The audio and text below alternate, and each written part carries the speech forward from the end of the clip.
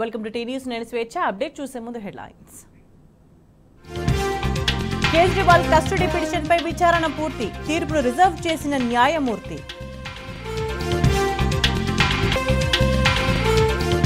లోపల ఉన్నా బయట ఉన్నా జీవితం దేశానికే అంకితమన్న కేజ్రీవాల్.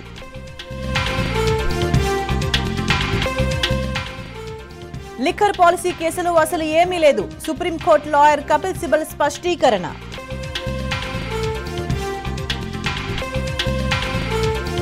కాంగ్రెస్ వచ్చింది, కరువు తెచ్చింది. రైతన్నలను ఆదుకోవాలన్న బీఆర్ఎస్ నేత జగదీష్ రెడ్డి.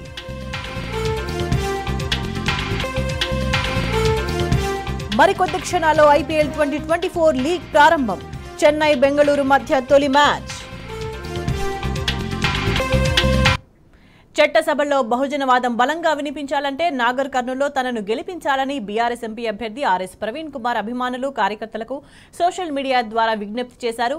తన ఉద్యోగానికి కూడా రాజీనామా చేసి రాజకీయాల్లోకి వచ్చిందే బహుజనుల బంగారు జీవితం కోసమన్నారు. తెలంగాణ వాదం, బహుజనవాదం ఒక్కటేనన్న నమ్మకంతోనే బీఆర్ఎస్ అధినేత కేసీఆర్తో కలిసి నడుస్తున్నట్లు చెప్పారు. బీజేపీ కుట్రల నుండి దేశాన్ని రక్షించే దమ్ము, ధైర్యం కాంగ్రెస్ పార్టీకి లేదని, అందుకే తాను బీఆర్ఎస్లో చేరినట్లు వెల్లడించారు. ఈ పార్లమెంట్ ఎన్నికల్లో ప్రతి ఒక్కరూ తనకు సపోర్ట్ చేయాలని విజ్ఞప్తి చేశారు.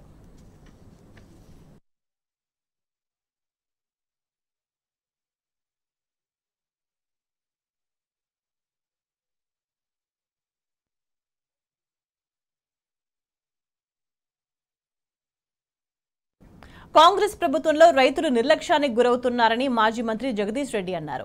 రేవంత్ రెడ్డి అధికారంలోకి వచ్చిన అతి తక్కువ కాలంలోనే రాష్ట్రం ఎడారిలా కనిపిస్తుందని ఫైర్ అయ్యారు. రైతులకు సకాలంలో కరెంటు, నీళ్లు అందించడంలో ప్రభుత్వం విఫలమవుతుందన్నారు. ఉమ్మడి నల్లగొండ జిల్లాలో ఎక్కడ పర్యటించినా రైతుల గోసలే కనిపిస్తున్నాయని మండిపడ్డారు.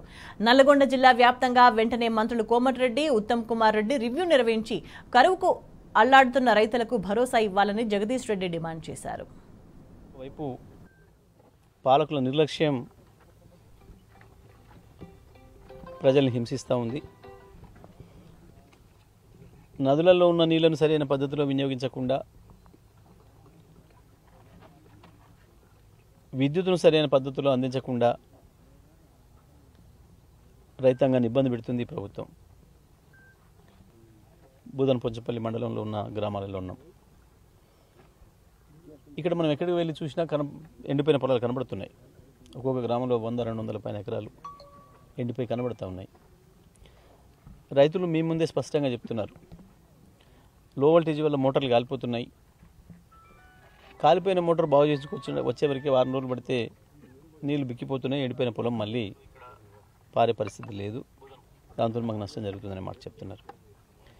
మూసి కింద కూడా మన గతంలో కత్వల్ని బాగు చేసి దాదాపు 60,000 ఎకరాలలో పంటలు పండించుకోవడానికి మనం అన్ని ఏర్పాట్లు చేసినాం.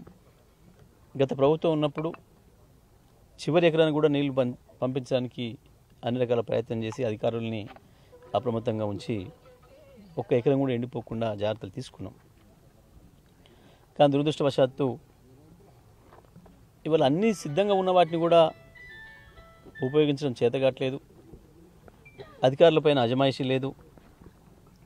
మంత్రులు కేవలం వసూల దందాలు తప్ప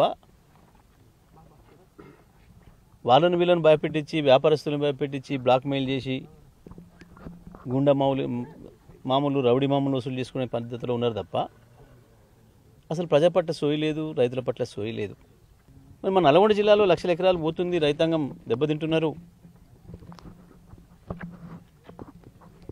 గత 10 ఏళ్ళుగా రైతాంగం కాస్త సంతృప్తిగా ఉండే, సంతోషంగా ఉండే, ఇప్పుడు మన ప్రభుత్వం వచ్చిన తర్వాత ఈ పరిస్థితి వచ్చింది. మరి దీని మీద వెంటనే స్పందించాలి, ఒక సమీక్ష చేయాలి, ముఖ్యమంత్రి గారు ఏదైనా ఉత్తర్వులు ఇవ్వాలి అని చెప్పి ముఖ్యమంత్రిని అడగొచ్చు కదా. మరి పొద్దున్న 6 గంటలకి పోయి ఏం చేస్తున్నాడు ముఖ్యమంత్రి దగ్గర కోమటిరెడ్డి? ప్రత్యేకించి రాష్ట్రంలో నల్గొండ జిల్లాలోనే అత్యధికంగా పంటలు దెబ్బతిన్నాయి. 1,00,000 ఎకరాలకు పైగా పోయింది ఇప్పటికీ ఒక అంచనాల ప్రకారం, ప్రాథమిక అంచనాల ప్రకారం. ఇంకా ఇప్పటి నుంచి రోజు రోజుకు ఇంకొక మడి ఎండిపోతుంది అని చెప్తున్నారు రైతులు. ఇప్పటివరకు ఒక ఎకరం పోయినా ఇంకొక ఎకరం కాపాడుకుంటున్నా, బట్ రేపటి నుంచి వెళ్ళి ఇంకొక మడి కూడా పోయే పరిస్థితి ఉంది సార్ అని చెప్తున్నారు ఎక్కడ పోయినా సరే. నిజమే, దీనికి ఏం చేయాలి, ప్రభుత్వంగా ఏం చేయాలి అనేది ఒక సోయి ఉండాలి. రైతాంగానికి ధైర్యం ఇచ్చేదానికి ప్రభుత్వం ముందుకు రావాలి. జిల్లా స్థాయిలో అధికారులతో సమీక్ష నిర్వహించాలి. మొత్తం ఎండిపోతున్న పొలాల సంఖ్య తీసుకోవాలి, ఎన్ని ఎకరాలలో పోతుంది, ఏ రైతుకి పోతుంది, వాళ్ళకి ఏదో ఒక రకమైన ధైర్యం ఇవ్వాలి, ఎట్లా ఇవ్వాలనే ఆలోచన ఉండాలి. నెల రోజులుగా చూస్తున్నాం మనం. ప్రారంభంలో సోషల్ మీడియాలో చూసినాం, ఆ నెమ్మదిగా ప్రధానమైన మీడియా అనేక ఛానళ్ళు కూడా చూపించినాయి. ఇందులో రాజకీయాలు ఏం లేవు. మేము రాజకీయాలు మాట్లాడతలేం, మేము ఏదో జెండాలు పట్టుకొని తిరుగుతలేం, మేము లేని చెప్పమని చెప్పి రైతు కాడిపోయి అడుగుతాం లేదు. అందుకే నేను స్పష్టంగా డిమాండ్ చేస్తూ ఉన్నా, ఈ జిల్లాలో ఉన్న మంత్రులు, ఇద్దరు మంత్రులు, ఇరిగేషన్ మంత్రి గారు కావచ్చు, ఉత్తమ్ కుమార్ రెడ్డి, వెంకటరెడ్డి స్పందించాలి, కనీసం రివ్యూ చేయాలి. ఇంతవరకు జిల్లా స్థాయిలో రివ్యూ చేసి ఇంతవరకు కలెక్టర్తో మాట్లాడింది లేదు. రెవెన్యూ అధికారులకా, వ్యవసాయ శాఖ అధికారులకా చెప్పి ఆదేశాలు ఇచ్చి వెంటనే ఎన్ని ఎకరాల్లో పంట నష్టం జరిగింది సమాచారం తీసుకోవాలి. వెంటనే రైతాంగానికి ఊరటనివ్వడానికి ఒక ప్రణాళికను చెప్పాలి, ఒక కార్యాచరణ సిద్ధం చేయాలని చెప్పి నేను డిమాండ్ చేస్తూ ఉన్నాను. నల్గొండ జిల్లాలో వ్యవసాయానికి కష్టకాలం వచ్చిపడింది. సాగునీరు లేక జిల్లా వ్యాప్తంగా పంటలు ఎండిపోయాయి. ముఖ్యంగా అనుముల మండలం కొట్టాలలో పొట్ట దశకొచ్చిన వరి పైరు నీరు లేక పూర్తిగా నేలరాలింది. నీరివ్వాలని ఎంత వేడుకున్నా కాంగ్రెస్ ప్రభుత్వం పట్టించుకోవడం లేదని అన్నదాతలు మండిపడుతున్నారు. కళ్ల ముందే పంటలు ఎండిపోతున్నా ఏమీ చేయలేకపోతున్నామని ఆవేదన చెందుతున్నారు. దీనిపై మరింత సమాచారం మా ప్రతినిధి రాము అందిస్తారు. నాగార్జున సాగర్ ఆయకట్టు కింద ఉన్నాం. ఇక్కడ 2 లక్షల ఎకరాల ఆయకట్టులో ఎక్కడికక్కడ కూడా ఎండిపోయినటువంటి దృశ్యాలు మనకు కనపడుతూ ఉన్నాయి. హృదయ విదారకమైనటువంటి దృశ్యాలు మనకు కనపడుతూ ఉన్నాయి. పంటలన్నీ కూడా ఎండిపోయి రైతులు నానా అరిగోసపడుతున్నటువంటి పరిస్థితులన్నీ కూడా మనం చూస్తూ ఉన్నాం. ఇక ఎస్ఆర్ఎస్పి కింద అదే పరిస్థితి, మూసీ ఆయకట్టు కింద కూడా అదే పరిస్థితి. ఈ యాసంగి సీజన్లో మొత్తంగా పంటలన్నీ కూడా మట్టి కొట్టుకుపోయాయి. ఎక్కడికక్కడ ఎండిపోయి కనిపిస్తున్నటువంటి దృశ్యాలన్నీ కూడా మనకు కనిపిస్తూ ఉన్నాయి. ఇంత రైతులు ఇబ్బంది పడుతున్నా కూడా, ఇంత రైతులు ఆవేదన చెందుతున్నప్పుడు కూడా ఏ ఒక్క మంత్రి కానీ, ఏ ఒక్క ఎమ్మెల్యే కానీ రైతుల కన్నెత్తి కూడా చూడడం లేదు. ఇక పక్కన ఉన్నటువంటి నాగార్జున సాగర్ డ్యామ్ అయితే కేంద్ర బలగాలకు ఒప్పచెప్పారు. కేంద్ర బలగాలు ఒక్క చీమను కూడా డ్యామ్ మీదకి వెళ్ళనివ్వట్లేదు. కృష్ణా ట్రిబ్యునల్ సంబంధించి ఇప్పటికే తెలంగాణ ఎక్కువ నీళ్లు వాడుకుంది, ఇక ఇచ్చేది లేదని కూడా చెప్పారు. దీంతో మరొక తడి ఇస్తే ఈ పంటలను కూడా బాగుపడే అవకాశం ఉన్నప్పుడు కూడా, చేజెక్కించుకునే అవకాశం ఉన్నప్పుడు కూడా ఆ తడి ఇచ్చే పరిస్థితి లేదు తెలంగాణ ప్రభుత్వం సంబంధించి. ఎందుకంటే ఇప్పటికే కృష్ణా బోర్డు మీరు అదనంగా వాడుకున్నారు కాబట్టి ఒక్క చుక్క నీటిని కూడా ఇచ్చేయలేదని కుండబద్దలు కొట్టడంతో రైతులు అగమ్య గోచరంగా ఉన్నారు. ఎటు పాల్పోలేని స్థితిలో వాళ్ళందరూ కూడా ఈ పంట పొలాలన్నీ కూడా మేతకు వదిలేస్తున్నటువంటి దృశ్యాలన్నీ కూడా మనకు కనిపిస్తూ ఉన్నాయి. గత వారం రోజులుగా మనం ఉమ్మడి జిల్లా అంతా కూడా తిరుగుతూ ఉన్నాం. ఎక్కడికి వెళ్ళినా, ఏ గ్రామానికి వెళ్ళినా కూడా ఎండిపోయినటువంటి పంట పొలాలు, నెర్రలు వారినటువంటి భూములే మనకు కనిపిస్తున్నటువంటి పరిస్థితి అంతా కూడా చూస్తూ ఉన్నాం. ఇక భూగర్భ జలాలు అయితే అడుగంటుకు పోయి బోర్లలో చుక్క నీరు కూడా రావట్లేదు. బోర్లన్నీ కూడా కాలిపోతూ ఉన్నాయి. 3 ఫేజ్ కరెంట్ లేక ఎక్కడికక్కడ బోర్లన్నీ కూడా కాలిపోతున్నటువంటి విజువల్స్ కూడా మనం చూస్తూ ఉన్నాం. కొద్దిమంది రైతులు ఉన్నారు. అనుమూల మండలం కొట్టాల విలేలో మనం ఉన్నాం. చలమారెడ్డిగూడెం కొట్టాల మధ్యలో మనం ఉన్నాం. రైతులతో మనం మాట్లాడదాం. ఏం పేరే మీ పేరు? నా పేరు దుండిగల్ నరసయ్య. ఓకే, ఏ ఊరు మీది? కొట్టాల గ్రామం. ఎన్ని ఎకరాలు సాగు చేశారండి? ఇవన్నీ కూడా ఎండిపోయి కనపడతా ఉన్నాయి. ఎందుకు ఎండిపోయాయండి? కొట్టాల గ్రామంలో కనీసం ఒక 60-70 ఎకరాల్లో సాగు చేశారు వాగు ఆధారంగా. సరే, నాగార్జున సాగర్ ఎడమకాల కింద వాటర్ లేదని చెప్పారు. సరే, అయినా వాగుతోని కొంచెం ఉన్నాయి వాటరు, వేసుకుందామని పోసుకురు. నార్లు వేసారు, నాటేసిన తర్వాత తీరా పంటకు వచ్చింది. ఇక ఒక తడి వస్తే ఒక్కొక్క రైతు బయటపడిపోయి, ఒక్కొక్క రైతు దగ్గర ఎకరాకు ఒక 25,000 చొప్పున ఖర్చు పెట్టారు. మొత్తం అయిపోయింది. 3 సార్లు మందులు కొట్టుడు, ఎరువులు వాడటం, అన్నీ కలుపు తీయడం అంతా అయిపోయింది. లాస్ట్ మూమెంట్లో వాగులో చుక్క నీరు లేకుండా పోయింది. పొట్ట దశలు ఉన్నాయండి ఇవన్నీ కూడా కోయడానికి సిద్ధం. పొట్ట దశలో ఉన్నాయి, కొన్ని కోయ దశకు వచ్చినాయి. ఒకే ఒక తడితోని కోసేది. ఆ ఒక తడి ఏమంటే మాకు నీళ్ళు లేవు, ఇక్కడ ఇచ్చే పరిస్థితి లేదని చెప్పారు నాయకులు. అందుకని ఇప్పుడు రైతులు చాలా నష్టపోయారు. ఇంకోటి మళ్ళీ అందులో కరెంటు, కొంతమంది లక్షలు కట్టి బోర్లు వేసారు, మళ్ళీ కరెంటు కూడా సరిగిస్తలేడు. అది కట్ చేస్తున్నారు, ఎప్పుడు తెలుస్తలేదు. అట్లా కొంత నష్టం. నైట్ పూట పోతున్నా, మళ్ళీ నైట్ పూట పోతున్నాం. 10 గంటలకు ఇస్తుండు, ఇచ్చినట్టే 5 గంటలకు కట్ చేస్తారు. ఇప్పుడు 10 గంటలకు ఇస్తుండు, జనం పనుకున్న చూస్తారని. మళ్ళీ 12 గంటలకు కట్ చేస్తుండు, మళ్ళీ తెల్లవారు 5 గంటలకు ఇస్తుండు, మళ్ళీ జనాలు వస్తారని. అవి అట్లా కూడా కరెంటు కూడా తెల్లవారులు కాపలా కాస్తూ పడుకుంటా. అంతకుముందు లేదు కరెంటు మనకు. అప్పుడు 9 సంవత్సరాలు కూడా కరెంటు గురించి మాకు బాధ లేదు, ఈ వాటర్ గురించి బాధ లేదు. అప్పుడు కూడా ఇదే పరిస్థితి వచ్చింది. అయినా ఈ కాలం విడిచారు, వాగలోకి విడిచారు, పండి. కానీ ఇప్పుడు వాగలకి ఇచ్చే పరిస్థితి లేదు, కరెంటు సరిగ్గా చూడలేదు. భూగర్భ జలాలు ఎట్లున్నాయండి? నీళ్ళు పోస్తున్నాయి, గ్రౌండ్ వాటర్ పోయింది, మొత్తం పూర్తిగా పోయింది. ఇక్కడ కాదు, ఇక్కడనే కాదు, ఊళ్ళో కూడా సార్, ఒక ఊళ్ళో కూడా, మన ఊళ్ళో కూడా సాగునీరు కూడా బోర్లు అడగట్టిపోయారు. అప్పుడే గ్రౌండ్ వాటర్ లేదు. మీ పేరు ఏం పేరండి? వెంకటేశ్వర్లు. ఏ ఊరండి? కొట్టాల. ఈ గ్రామంలో ఎక్కడ చూసినా కూడా ఎండిపోయి కనపడుతున్నాయండి. కొంత పొట్ట దశలో ఉన్నాయి, అవి కూడా ఎండిపోతున్నాయి. ఎందుకండి? నీళ్ళు లేవు, కరెంటు లేదు, భూగర్భ జలాలు పోయినాయి. వాగలకు తడిస్తే పండే. వానాకాలం ఇట్నే అయితే తెలంగాణ ప్రభుత్వం 2 సార్లు నీళ్లు ఇచ్చి పండించింది. ఈసారి కాంగ్రెస్ ప్రభుత్వం వచ్చింది, పొలాలు ఎండిపోయే పరిస్థితి వచ్చింది. ఎన్ని పేరు నా పేరు ఎల్లే. ఎట్లుందండి ఈసారి? ఎట్లుంది కొట్టాలని? ఎట్లున్నాయి? ఇంకే పంటలే ఇంక సత్య మార్గం ఉంది. కోసం తాగితే కూడా నీళ్ళు దొరకవు. ఇక 2 రోజులు పోతే ఊళ్ళో జలాలు ఉన్నాయా? బావులు తీసి బోర్లు పోయినాయి, బావులు పోయినాయి, అన్ని పోయినాయి, అన్ని ఉండే అన్ని ఊడ్చుకొని పోయినాయి. అన్ని రేపు తాగితే దొరకవు. ఇప్పుడు ఇవన్నీ పొట్ట దశలో కనపడుతున్నాయండి మనకి. ఎండిపోయినాయి. ఎందుకు ఎండిపోయినాయి? ఒక తరిస్తే బతుకుతాయి కదా అవి. బావులు తీసినా పోయినాయి, బోర్లు వేసినా పోయినాయి, ఏవి లేవు. వాళ్ళు ఇవ్వడం అంటే ఇవ్వపాయి. అలా బోనాలు ఇంత బట్టేసి పోయి. ఏం పేరు? నీ పేరు? ఏం పేరు? శ్రీనివాస్ అండి, ఆదిమల్ల శ్రీనివాస్ ఊరే. ఎట్లా ఉందండి? ఎట్లా ఉందండి, వాటర్ ప్రాబ్లం ఉంది. ఆ రైతులని, నష్టపోయిన రైతుల్ని ఆదుకుంటే చాలు, అదే మా డిమాండ్. ఇదివరకు ఎట్లుండండి? పోయిన సంవత్సరం ఇదే సమయానికి ఎట్లా ఉండే? ఇది వరకు మంచిగానే ఉందండి, వాటర్ ప్రాబ్లం ఏమి లేదు. ఇప్పుడైతే ఒక 2 ఎకరాలు వేసినాం, 2 ఎకరాకు ఒక 50,000 నష్టం జరిగింది. అవి ఇంకొక దశ ఈ ఒక్కసారి ఇస్తే కారు ఒక తడిస్తే సరిపోయేది, ఒక తడిచ్చేస్తే సరిపోయేది.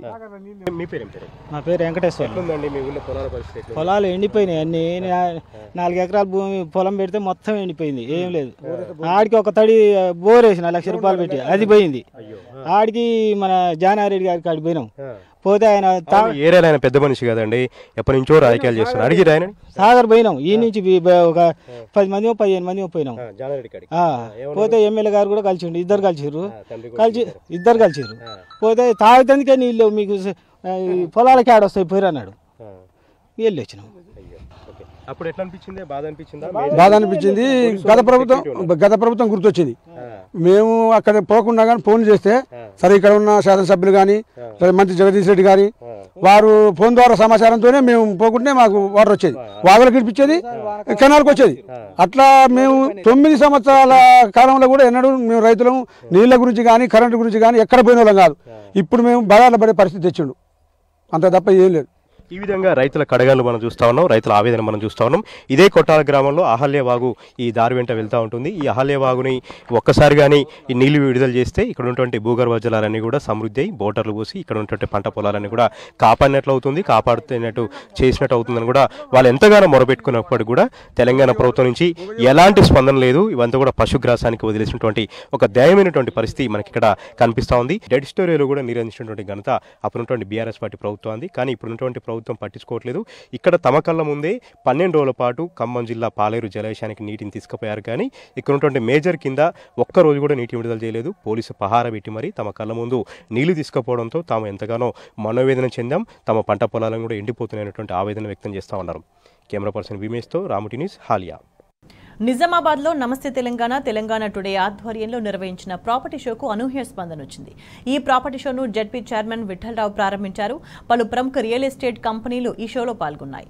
సామాన్యుల సొంతింటి కలను నెరవేర్చేలా ఈ ప్రాపర్టీ షో ఉందని వక్తలు ప్రశంసించారు. ప్రాపర్టీ షోకు అంచనాలకు మించి స్పందన వచ్చిందని, ప్రజలకు ఉపయోగపడే ఇలాంటి కార్యక్రమాలను సంస్థ చేపడుతూనే ఉంటుందని నమస్తే తెలంగాణ మేనేజర్ సురేందర్ తెలిపారు. ओम सर्वमंगल मांगल्ये शिवे सर्वार्थ साधके शरण्ये त्र्यंबके गौरी नारायण नमोस्तुते।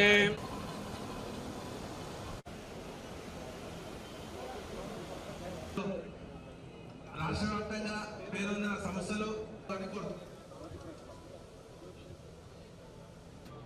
దీపం జ్యోతి పరబ్రహ్మ దీపం సర్వతమో.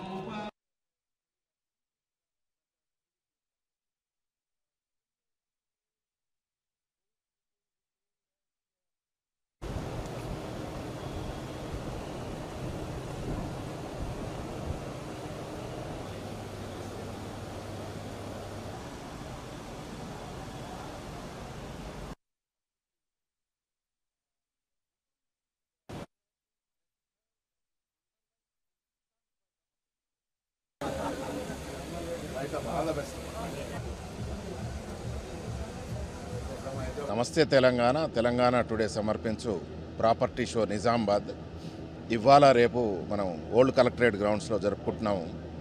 ప్రధాన ఉద్దేశం ఏంటంటే అన్ని గవర్నమెంట్ బాడీస్ నుంచి పర్మిషన్స్ తీసుకున్న సంస్థలు మాత్రమే ఇక్కడ అనుమతించడం జరిగింది.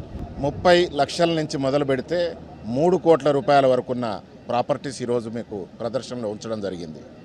సో అలాగే open plots, villa plots, flats, furnitures, solar equipments, even ఫ్లాట్స్లో కూడా మోడల్ విల్లాస్ అంటే టాప్ ఫ్లోర్లో మోడల్ విల్లాస్కి స్పెషల్ పర్మిషన్ తీసుకున్న సంస్థలు కూడా ఈరోజు ప్రదర్శనలో ఉంచాయి.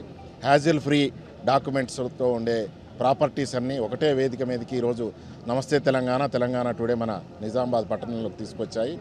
ఇవాళ రేపు ఈ ప్రదర్శన ఉంటుంది. నిజామాబాద్ పట్టణ వాసులు దీన్ని వినియోగించుకోవాల్సిందిగా విజ్ఞప్తి చేస్తున్నాం. హైదరాబాదు సుచిత్ర నుంచి కోంపల్లి అండ్ ఇవన్నీ మేడ్చల్ అన్నీ చాలామంది బిల్డర్స్ వచ్చారు. నిజామాబాద్ కంటే హైదరాబాద్ బిల్డర్స్ ఎక్కున్నారు. ఎందుకంటే హైదరాబాద్ సిటీ తర్వాత ఇప్పుడు నా డెవలపింగ్ సిటీ నిజామాబాద్ అన్ని రంగాల్లో ముందుంది. మరి ఇది మధ్యతరగతి కుటుంబం వారికి ఎంతో సౌకర్యం ఉంటుంది. ఇల్లు లేని వారికి ఇల్లు లేని కళ ఒకటి తీరుతుంది.